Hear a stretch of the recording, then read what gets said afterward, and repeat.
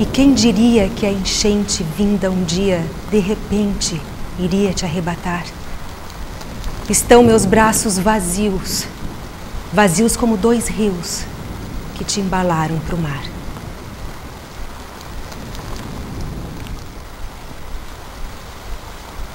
Iremos juntos, a partir de agora, relembrar momentos dramáticos que envolveram a população de Tubarão. A cidade viveu traumas incríveis, causados por cenas jamais imaginadas por sua população, que agora fazem parte desta lembrança. A pacata cidade sulina ficou semi-morta. Uma cidade construída com todo carinho. A cidade azul, de povo bonito, crianças saudáveis, Tubarão de turismo, de indústrias, de jovens alegres. Era só desolação. Onde o jovem, já sem família, esperava um amigo. Nada mais se podia fazer na abalada Tubarão. Só restava ao povo de Santa Catarina e do Brasil se unir para levantar aquela que era a mais bela cidade sulina do estado. Nada poderia ficar como estava. Tudo deveria ser reconstruído. Iria custar muito. Talvez 10 ou mais anos. Muitos não voltaram mais. Milhares de pessoas saíram sem poder olhar para trás, escorraçadas pelas águas ameaçadoras e pelo medo. Quando Tubarão voltou a viver, outra população estava ali. Apenas uma parte dos moradores antigos ficou para contar histórias daqueles dias e noites terríveis em que a morte rondava sobre a velha cidade.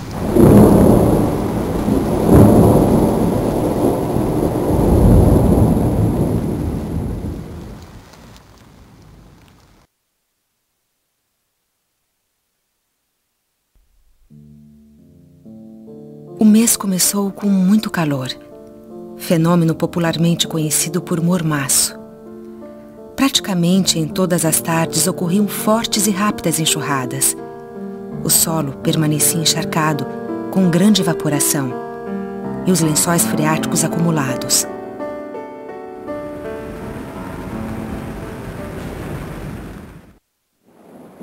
Neste dia, sexta-feira, as chuvas da tarde foram mais intensas nos costões da serra, fazendo com que o rio aumentasse sensivelmente seu volume, alagando as áreas mais baixas. A Vila Presidente Médici foi o primeiro bairro a ser atingido.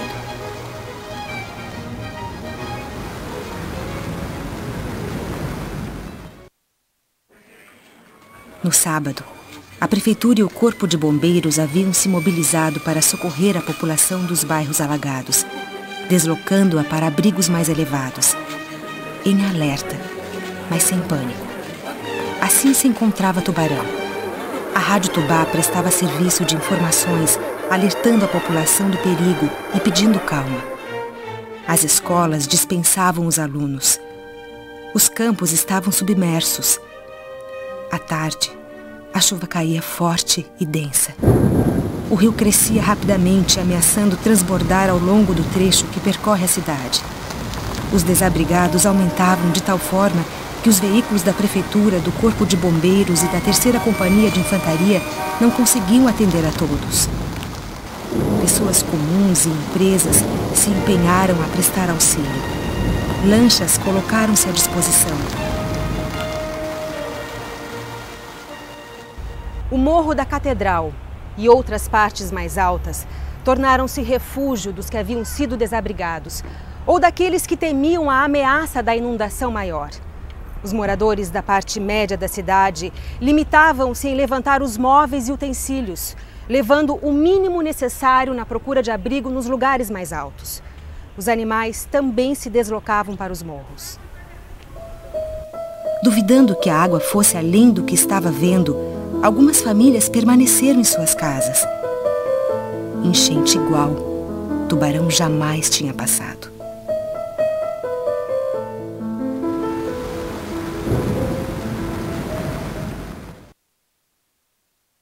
A ponte Pêncil, de frente à Unisul, foi tragada. Neste momento, uma multidão curiosa e apreensiva olhava das margens o rio que subia rapidamente. Naquele instante, aumentava o perigo e as pessoas que ali estavam previam uma tragédia.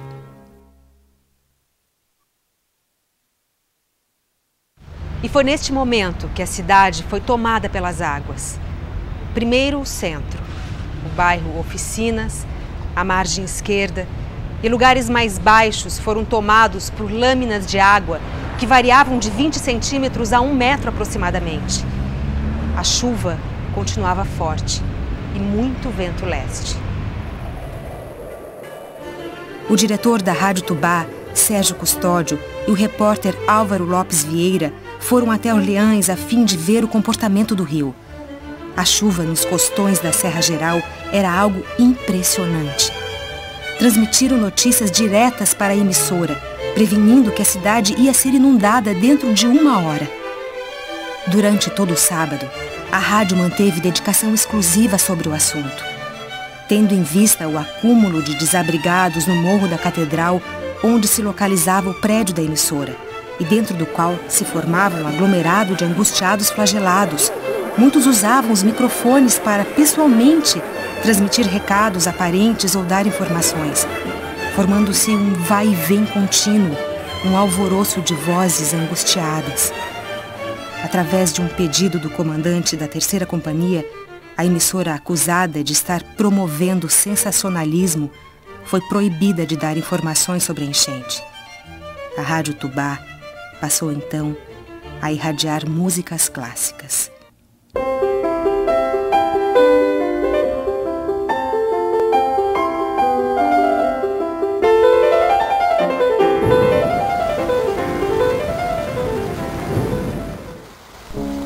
Foi uma noite de temor e ansiedade. Serviços como telefones, energia e água não funcionavam, mas assim mesmo continuaram durante a noite muitas fugas desesperadas, principalmente dos incrédulos que durante o dia não admitiam que as águas subissem além daquele nível. O temporal vinha do leste. Nesse dia não se registrou nenhuma morte e nem casas destruídas. Neste mesmo dia, o prefeito da época, Hermoto Ferchucci, decretou estado de calamidade pública em todo o município de Tubarão.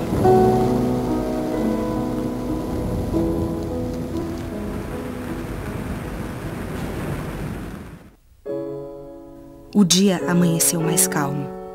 O nível do rio estava estabilizado. Os bairros continuavam alagados. As famílias que se sentiram ameaçadas no sábado à noite procuraram abrigo em lugares mais altos. A esperança do povo tubaronense era de que as águas baixassem. E isso aconteceu. Os corajosos voltaram às suas casas tentando colocar as coisas em ordem, já que as águas do rio haviam baixado consideravelmente.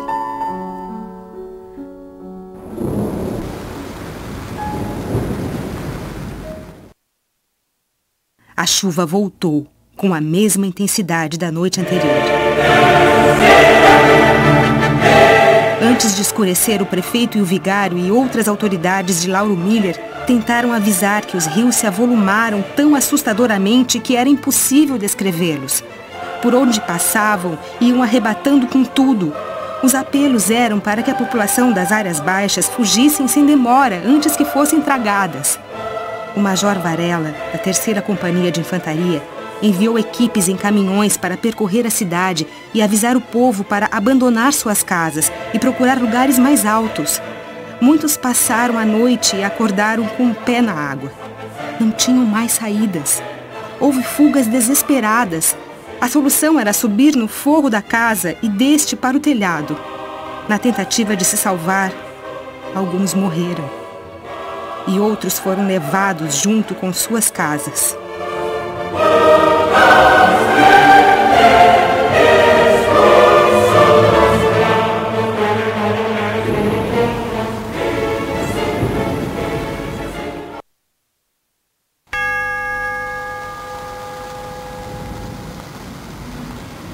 chuva continuava intensa. A cidade alagada, águas subindo e destruindo. Um único helicóptero fazia o trabalho de salvamento. Sobrevoava sobre um vasto lençol movediço sobre as casas, cujos tetos apareciam. Agitavam-se desesperadamente panos de todas as cores, camisas, vestidos, papel, qualquer objeto que denunciasse angustiadas presenças. Pequenas canoas movidas a remo transportavam pessoas que estavam nos telhados das casas para lugares mais altos. Os que ali ficavam imploravam clemência de Deus. Abraçavam-se aos familiares, arrependiam-se de suas faltas, atos de quem se despede deste mundo que estava prestes a acabar.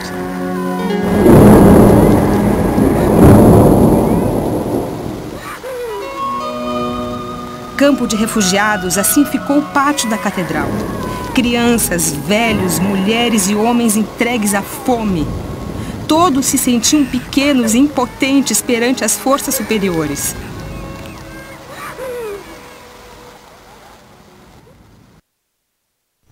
Em meio a tanta desgraça, ninguém sabia mais o que era rio e o que era campo. Os agricultores que moravam nas partes mais baixas limitavam-se a olhar a tragédia. A água levou o sustento de centenas de famílias. As plantações foram totalmente destruídas.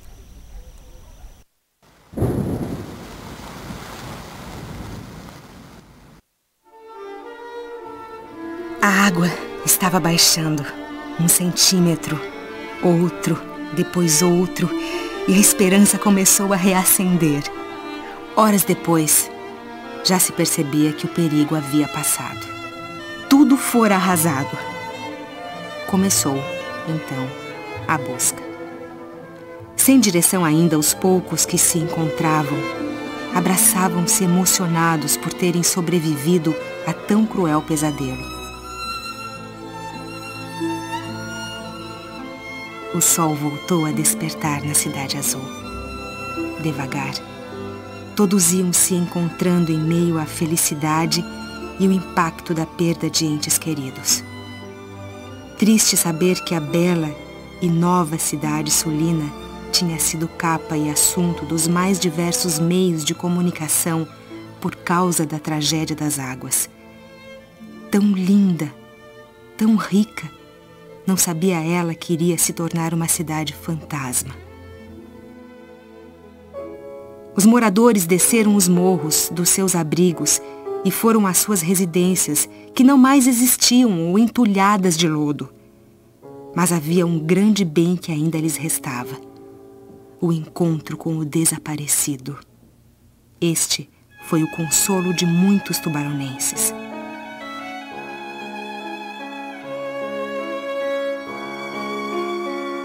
Mas, em meio a tanta desgraça, os responsáveis pela segurança agiram imediatamente. Comando militar, poderes públicos, forças auxiliares e muitos, mas muitos voluntários começaram a reconstrução. Da lama que ficou, fabricaremos os tijolos para reconstruir nossa cidade ainda mais azul. Perdemos lares, parentes e amigos, mas não perdemos a coragem de reconstruir Tubarão. Encorajados por ânimo coletivo, a reconstrução iniciou pela limpeza. Mais de 1 milhão de metros cúbicos de lodo havia se depositado na cidade. A falta d'água era a maior dificuldade. O serviço de abastecimento estava danificado. Muita coisa apodreceu ou se deteriorou. Homens e máquinas de municípios vizinhos foram enviados para ajudar. O DNOS, Departamento Nacional de Obras e Saneamento, hoje extinto, foi o órgão que mais prestou serviços a Tubarão. O então presidente Geisel sugeriu ao governador da época, Colombo Salles, que conduzisse uma campanha capaz de levantar o ânimo da população castigada. O prefeito Irmoto teve sua prefeitura totalmente desestruturada. A enchente arrasou tudo. Irmoto começou então a buscar recursos para reerguer a Cidade Azul. Nos primeiros dias começaram a chegar suprimentos alimentícios, remédios e roupas. A cada instante chegava mais e mais contribuição. Eram veículos abarrotados, que traziam suprimentos de todos os lugares brasileiros e de outros países também. Esta solidariedade atingiu todos os níveis sociais, desde o presidente da República até o mais humilde dos cidadãos. No dia 27 de março, iniciou-se um cadastramento da população, visando a distribuição de alimentos e outras necessidades. Começada a reconstrução, e todos com a esperança de que dias melhores iriam chegar, era hora de saber a real situação de Tubarão. Na época, a cidade tinha 70.000 habitantes e 12.000 residências. A tragédia deixou 60.000 desabrigados e 3.000 casas destruídas. Mas o triste foi saber que 30 anos após esta tragédia, ainda não sabemos ao certo o número das vítimas. Entre as informações desencontradas, oficialmente foram registradas 199 mortes. Estas informações não conseguiram desanimar o povo. Para encorajar uns aos outros, faixas e cartazes foram colocados pela cidade com os seguintes dizeres: Hoje tu nos traz ajuda e te receberemos com lama. Um dia, se Deus quiser, te receberemos com flores. Um ano se passou, 10 anos se passaram. E hoje, 30 anos depois, Tubarão te recebe. Assim,